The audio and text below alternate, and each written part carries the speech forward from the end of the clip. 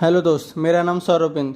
आज मैं आप लोगों को पढ़ाऊंगा थायराइड ग्लैंड के बारे में पढ़ाऊंगा। ठीक, यह थायराइड ग्लैंड एक एंडोक्राइन ग्लैंड होता है। ठीक, हमारे बॉडी के अंदर सबसे लार्जेस्ट एंडोक्राइन होता है। ठीक, largest endocrine gland in the body, हमारे बॉडी के अंदर सबसे लार्जेस्ट एंडोक्राइन ग्लैंड कौन सा होता है?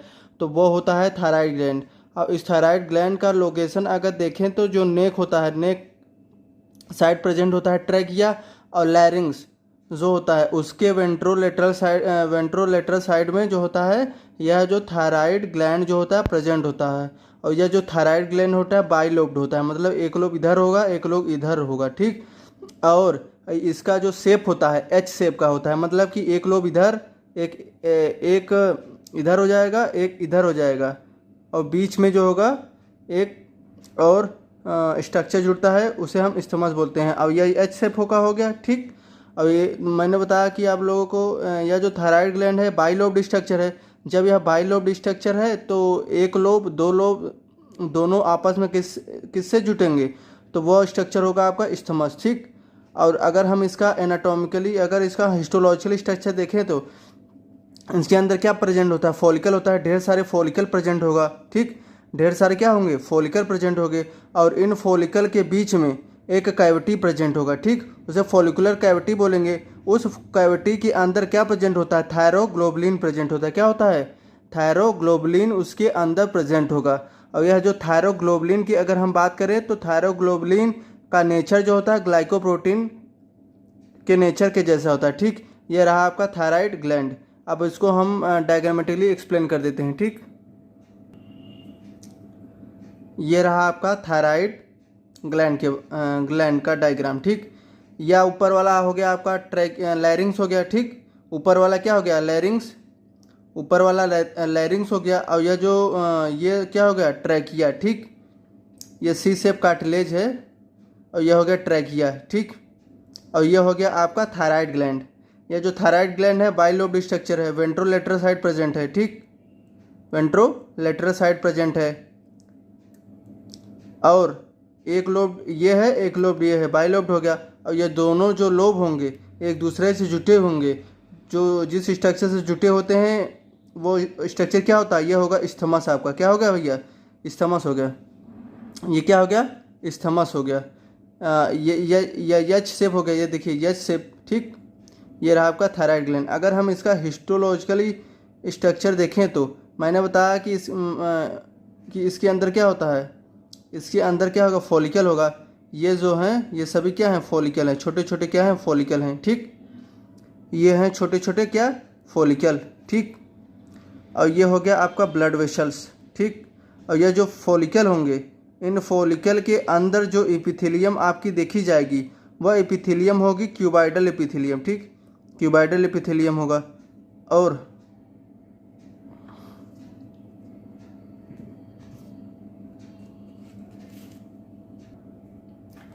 और ये जो इसके अंदर जो कैविटी बनेगी उसे फॉलिकुलर कैविटी बोलते हैं। उसके अंदर जो होता है फॉलिकल फिल्ड होता है किससे? कोलॉइड से। और वह जो कोलॉइड होता है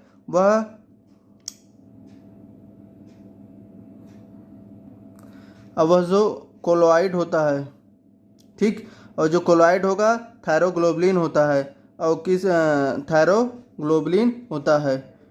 ठीक, और उसके बीच में कनेक्टिव टिश्यू होगा। ये क्या होगा? कनेक्टिव टिश्यू होगा। और इसी में इसके बीच बीच में छोटे कहीं कहीं जो का पैरा फॉलिकुलर सेल होता है, या तो इस पैरा फॉलिकुलर सेल को हम लोग क्या बोलेंगे? सी सेल बोलेंगे। ये रहा आपका हिस्टोलॉजिकल डायग्राम पैराथायराइड का, सॉरी थायराइड ग्लैंड का। नेक्स्ट आपका देखेंगे, यह जो थायराइड ग्लैंड है, यह थायराइड ग्लैंड ही एक ऐसा ग्लैंड है कि जो हार्मोन को क्या करता है? स्टोर करता है। और यह जो हार्मोन स्टोर्ड फॉर्म में रहता है वह इनएक्टिव स्टेट में रहता है। ठीक, थायराइड ग्लैंड एक ऐसा ग्लैंड है जो कि हार्मोन को स्टोर करता है, और वह हार्मोन क्या होता है? इनएक्टिव स्टेज में होता है। ठीक, अब मैंने बताया कि यह जो थायराइड ग्लैंड का हिस्टोलॉजिकल स्ट्रक्चर देखें तो उसमें फॉलिकल होगा, और उसके साथ साथ पैराफॉलिकुलर सेल होगा, और या तो उसे हम सी सेल बोलते हैं। अब वह सिक्रीट करेगा क्या? कैल्सिटोनिन सिक्रीट करेगा। ठीक, कैल्सिटोनिन सिक्रीट करेगा।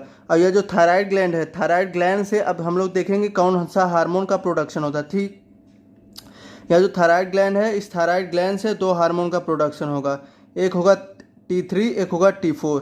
T3 का नाम है ट्राई आयोडोथायरोनिन, ठीक। T4 का नाम है टेट्रा आयोडोथायोनिन। यह जो ट्राई आयोडोथायोनिन होता है, इसका प्रोडक्शन जो होता है 20% होता है, जबकि 80% जो होता है टेट्रा आयोडोथायोनिन होता है, थायरोनिन होता है, ठीक। सिक्रीशन तो T4 का ज़्यादा हो रहा है, T3 का कम हो रहा है, लेकिन जो इफेक्टिव वर्क होगा T3 का ज़्यादा होगा। मतलब T3 का जो इफेक्टिव वर्क होता है वह 4 गुना होगा किससे, T4 से। इसका मतलब कि यह जो T4 होता है, सिक्रीशन तो ज़्यादा हुआ है, लेकिन यह जो T4 अपने टारगेट टिश्यू पर जाकर के जब यह वर्क करेगा तो यह कन्वर्ट हो जाएगा किसमें, T3 में जाकर के कन्वर्ट हो जाता है, ठीक। जैसे ये रहा आपका, यह जो T4 है, T4 के अंदर क्या होगा, सिक्रीशन हो गया। अब यह T4 जो होगा, पहले यह कन्वर्ट होगा T3 में, तब जाकर के यह टिश्यू पे जाकर के वर्क करेगा, ठीक। अब हम लोग इसका देखेंगे कि फंक्शन, थायरॉक्सिन का फंक्शन, ठीक। यह जो थायरॉक्सिन है, इस थायरॉक्सिन का काम क्या होता है। तो इस थायरॉक्सिन का काम हम लोग देखेंगे कि इसका काम ग्रोथ और डेवलपमेंट में क्या इफेक्ट करता है, ठीक। यह जो थायरॉक्सिन होता है ग्रोथ करवाता है, physical, mental and sexual growth, ठीक। थायरॉक्सिन जो होता है ग्रोथ करवाता है किसका, physical, sexual and mental growth करवाता है। फिजिकल में क्या क्या करवाएगा, स्केलेटल ग्रोथ करवाएगा, मस्कुलर ग्रोथ करवाएगा, और साथ में विसरल ग्रोथ करवाता है, ठीक। यह रहा आपका थायरॉक्सिन का फंक्शन। नेक्स्ट हम लोग देखेंगे कि यह जो थायरॉक्सिन होता है, थायरॉक्सिन का सेकेंड काम क्या होता है, ठीक। यह जो थायरॉक्सिन है, यह थायरॉक्सिन का सेकेंड काम यह होता है बेसल मेटाबॉलिक रेट करता है। क्या करता है, बेसल मेटाबॉलिक रेट, BMR को क्या करता है, कंट्रोल करता है। और नेक्स्ट हम लोग देखेंगे कि इसका इफेक्ट क्या होता है मेटाबॉलिज्म पर। मेटाबॉलिज्म पर थायरॉक्सिन का काम क्या होता है। तो यह जो थायरॉक्सिन सिक्रीट होता है, यह जो फैट होगा, इस फैट की जो एक्टिविटी होती है बढ़ा देता है। मतलब बोथ इसका सिंथेसिस और मेटाबॉलिज्म दोनों बढ़ा देता है, किसका, कोलेस्ट्रॉल का, ठीक। कोलेस्ट्रॉल का सिंथेसिस और डिग्रीगेशन दोनों बढ़ा देता है, ठीक। और यह जो कार्बोहाइड्रेट होता है, कार्बोहाइड्रेट पर इफेक्ट यह डालता है कि जो ब्लड शुगर होती है, ब्लड शुगर को क्या कर देता है, इंक्रीज कर देता है, ठीक। अब नेक्स्ट हम लोग देखेंगे प्रोटीन पर क्या इफेक्ट करेगा। प्रोटीन पर इसका इफेक्ट होता है, इसमें भी यह दोनों पर इफेक्ट डालेगा, कैटाबॉलिज्म पर, एनाबॉलिज्म पर, दोनों पर, ठीक। और थायरॉक्सिन का अगर हम फोर्थ पॉइंट देखें तो इसका इफेक्ट जो होता है CNS पर इफेक्ट आता है। CNS पर क्या इफेक्ट आएगा, CNS का डेवलपमेंट करवाता है, ठीक। CNS का डेवलपमेंट करवाता है थायरॉक्सिन। बाजू काम हम लोग देखेंगे कि यह जो ब्लड होता है, ब्लड को मतलब कि इरेथ्रोपोइसिस को स्टिमुलेशन करता है, किसका, इरेथ्रोपोइसिस का क्या करता है, स्टिमुलेशन करता है, ठीक। इरेथ्रोपोइसिस का स्टिमुलेशन करता है, ठीक। हेलो दोस्त, मेरा नाम सौरभिंद। इस टॉपिक में हम लोग, इस लेक्चर में हम लोग बताएंगे रेगुलेशन ऑफ थायराइड, ठीक। यह जो हाइपोथैलेमस है, इस हाइपोथैलेमस से सिक्रीशन हुआ किसका, थायराइड रिलीजिंग हार्मोन का, ठीक। जब थायराइड रिलीजिंग हार्मोन का सिक्रीशन हुआ तो यह थायराइड रिलीजिंग हार्मोन यह वर्क करेगा किस पर, एंटीरियर पिट्यूटरी पर। जब यह एंटीरियर पिट्यूटरी पर वर्क करेगा तो एंटीरियर पिट्यूटरी भी एक हार्मोन सिक्रीट करता है जिसका नाम है TSH, थायराइड स्टिमुलेटिंग हार्मोन, ठीक। जब यह थायराइड स्टिमुलेटिंग हार्मोन रिलीज होगा, अब यह ब्लड के थ्रू जाएगा कहाँ पर, थायराइड ग्लैंड के पास। जब यह थायराइड ग्लैंड के पास जाएगा अब वहाँ पर स्टिमुलेशन देगा किसको, थायराइड ग्लैंड को।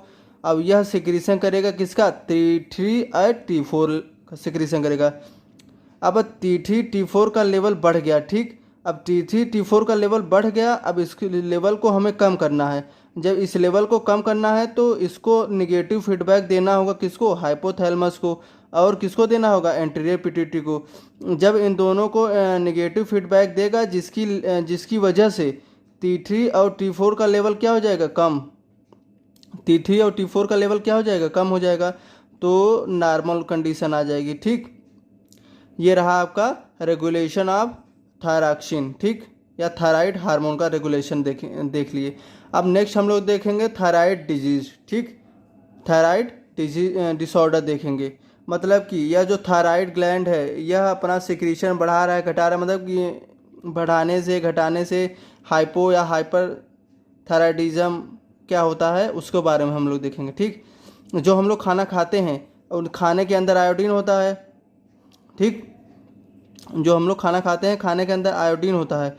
यह जो थायराइड जो होता है हार्मोन होता है, इस थायराइड हार्मोन के सिक्रीशन का एक महत्वपूर्ण रोल अदा करता है आयोडीन, ठीक। आयोडीन भी महत्वपूर्ण रोल अदा करता है थायरॉक्सिन के सिक्रीशन में, थायराइड हार्मोन के सिक्रीशन में आयोडीन भी महत्वपूर्ण रोल अदा करता है, ठीक। आयोडीन पाया जाता है, हम लोग खाना खाते हैं उसके अंदर पाया जाता है, ठीक। अगर भोजन के अंदर आयोडीन की डिफिशियंसी हो जाती है तो थायरॉक्सिन का सिक्रीशन कम हो जाएगा। तो यह थायराइड जो होगा वह इस आयोडीन को एब्जॉर्ब करना चाहेगा, कहाँ से, ब्लड से। जब यह आयोडीन को एब्जॉर्ब करना चाहेगा तो इसकी साइज क्या होगी थायराइड का, उसकी साइज क्या होगी, बढ़ने लगेगी। जब उसका साइज बढ़ने लगेगा तो कंडीशन आपको देखने को मिलेगा क्या, सिंपल ग्वाइटर कंडीशन देखने को मिलेगा। क्या देखने को मिलेगा, सिंपल ग्वाइटर कंडीशन देखने को मिलेगा, ठीक। अब नेक्स्ट हम लोग देखेंगे कि ग्वाइटर जो होता है पाया जाता है बहुत से ग्वाइटर जो होता है देखने को मिलता है माउंटेन में, स्लोप जो माउंटेन होती है, स्लोपी एरिया होती है, वहाँ पर जो आयोडीन होता है वह पानी के साथ जो होता है बह जाता है, मतलब पानी के साथ जो होता है फ्लो आउट हो जाता है। जब पानी के साथ फ्लो आउट हो जाएगा तो उस केस में आयोडीन की कमी हो जाएगी। तो उस केस में जो गोइटर देखा जाता है वह सिंपल गोइटर्स ना होकर के एंडेमिक ग्वाइटर होता है। कौन सा ग्वाइटर होता है, एंडेमिक ग्वाइटर होता है। कौन, माउंटेन या स्लोपी एरिया में एंडेमिक ग्वाइटर्स देखने को मिलता है, ठीक। अब नेक्स्ट आपका आ जाता है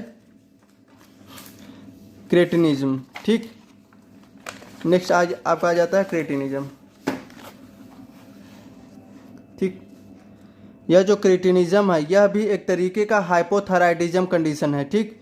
और यह क्रेटिनिज्म जो होता है आपको देखा जाता है during the time of pregnancy के दौरान यह क्रेटिनिज्म देखा जाता है। मान लीजिए कोई एक प्रेग्नेंट वोमेन है, ठीक। अगर उस प्रेग्नेंट वोमेन के खाने के अंदर आयोडीन की कमी होती है तो उस केस में जो बच्चा होगा वह क्रेटिनिज्म होगा, मतलब उसका जो ग्रोथ होगा डिक्रीज हो जाएगा, और मेंटल रिटार्डेशन हो जाएगा। अब वह बच्चा कैसा होगा, लेस इंटेलिजेंट होगा, मतलब कि कम बुद्धि का होगा, ठीक। और उसका जो स्किन होगा एबनॉर्मल हो जाएगा।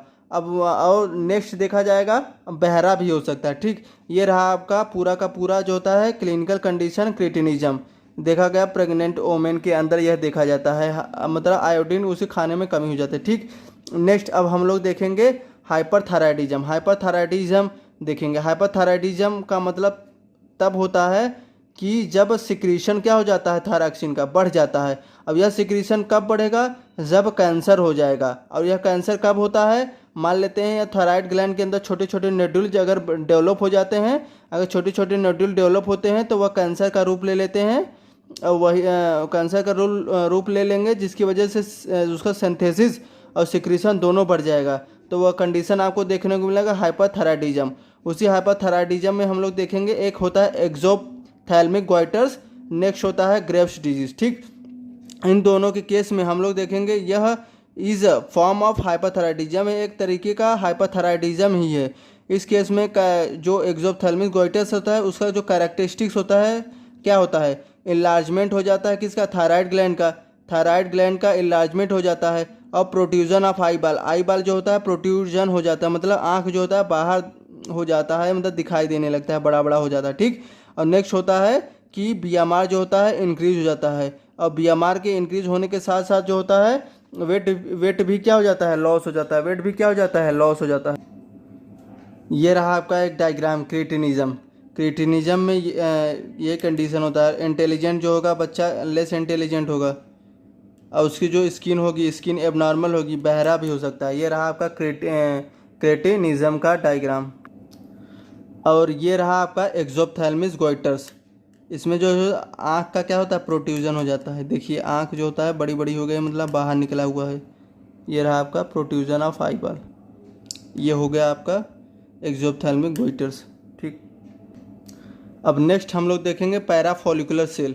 यह जो पैराफोलिकुलर सेल होता है, इस पैराफोलिकुलर सेल का एक नेक्स्ट नाम है जिसे बोलते हैं सी सेल। ठीक, यह जो होगा सिक्रीशन करेगा किसका, थायरोकैल्सिटोनिन, या तो हम लोग बोलेंगे कैल्सिटोनिन हार्मोन। ठीक, यह जो पैराफोलिकुलर सेल होता है यह कैल्सिटोनिन हार्मोन का सिक्रीशन करता है। ठीक, अब इसका काम यह होता है कि यह जो reduce the destruction of bone, bone के डिस्ट्रक्शन को रिड्यूस करेगा। ठीक, या तो यह इंक्रीज करेगा rate of excretion of calcium 2+ ion in urine, urine में कैल्शियम 2+ आयन का जो एक्सक्रीशन होता है उसकी रेट को क्या करेगा, इंक्रीज कर देगा। ठीक, उसकी रेट को क्या कर देगा, इंक्रीज कर देगा। और साथ में और इंक्रीज कर देगा कैल्शियम 2+ आयन का, बोन के अंदर कैल्शियम 2+ आयन का डिपोजिशन क्या कर देगा, बढ़ा देगा। ठीक, कैल्शियम 2+ आयन का बोन के अंदर उसका डिपोजिशन बढ़ा देगा, जिसकी वजह से जो बोन होगी वह सॉलिड हो जाएगी और स्ट्रांग हो जाएगी। मतलब कि जो बोन होगा आपका, बोन वह will become strong and solid हो जाएगा। क्योंकि कैल्शियम का डिपोजिशन हो गया। और यह जो कैल्सिटोनिन होता है यह एंटागोनिस्टिक होता है पैराथायराइड हार्मोन में। मतलब कि जो काम पैराथायराइड हार्मोन होता है उसका जस्ट अपोजिट वर्क करता है कौन, कैल्सिटोनिन। कैल्सिटोनिन जो होता है अपोजिट वर्क करेगा किसके, पैराथायराइड हार्मोन के। ठीक।